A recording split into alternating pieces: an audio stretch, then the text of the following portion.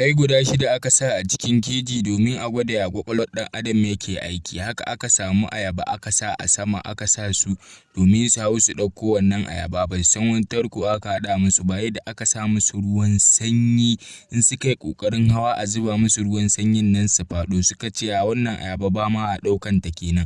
Aka cire guda ɗaya daga cikinsu fa aka kawo musu sabo, sai da ya hau zai ɗauka.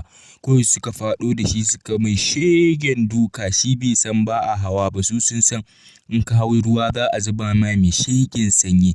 Haka suka faɗo da shi aka yi tudu da ya ce ba a ɗauka, suka mai shegen duka. Haka aka ɗauke su gaba ɗaya aka kawo sababbi fa.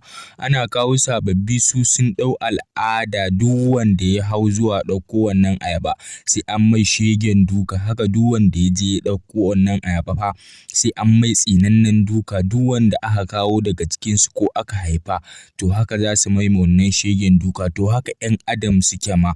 'Yan adam idan mutum suka taso da al'ada to wannan al'ada ita za a ɗauke ta.